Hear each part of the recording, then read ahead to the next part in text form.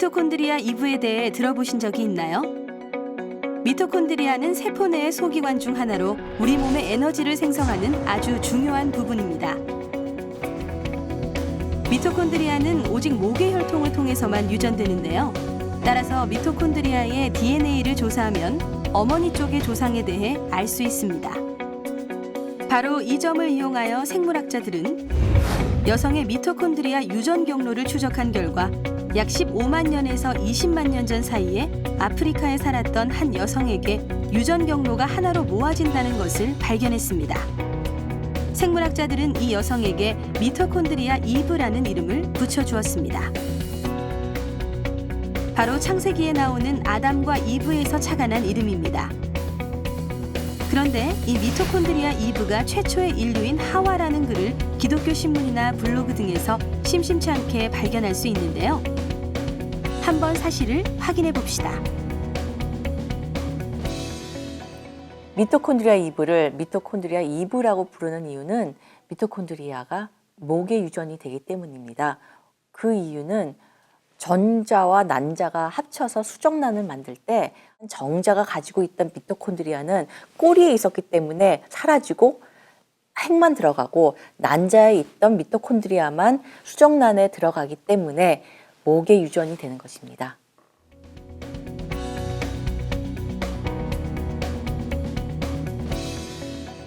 유전학자들은 유전자의 돌연 변이가 일어난 순서를 복원을 해서 개통수라는 것을 만듭니다.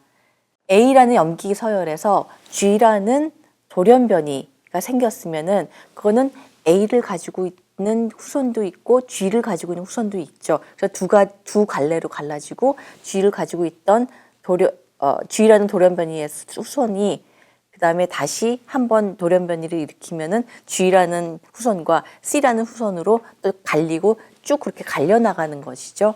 그러니까 DNA 유전자를 가지고 그 돌연 변이의 순서를 복원을 하는 작업을 개통수 작업이라고 하는데, 미토콘드리아의 DNA의 돌연 변이 순서를 쭉 따라가다 보면은 한 지점으로 수렴이 되는데, 그것은 개통수 방법론에 따르는 방법론적인 결과이지 그것이 어떤 개체, 미토콘드리아 개통수의 시점이 개체를 뜻하는 것은 아닙니다. 미토콘드리아 DNA의 돌연변이의 개통수를 이렇게 복원을 해서 시작점이 이렇게 있다고 해서 이것이 유일한 개통수가 아닙니다. 이런 것들이 여러 가지가 있을 수가 있고, 그래서 미토콘드리아 DNA의 돌연변이를 바탕으로 한 개통수의 시점에다가 어떤 인류의 시작점인 하와를 꿰어 맞추는 일은 과학적으로 아무런 신빙성이 없는 무리한 작업입니다. 기독교 신문이나 블로그 등에서 미토콘드리아 이브를 인류 최초의 여성인 하와로 인식하여 글을 쓴 경우를 종종 볼 수 있습니다. 과학적 성과를 성경의 내용에 억지로 끼워 맞추는 것은 아전인수격인 해석입니다.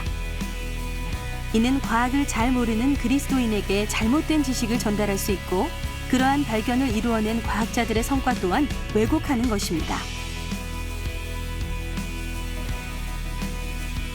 앞으로 이런 기사를 접할 때에는 과학과 신앙에 대한 균형 잡힌 시각으로 읽을 필요가 있겠습니다.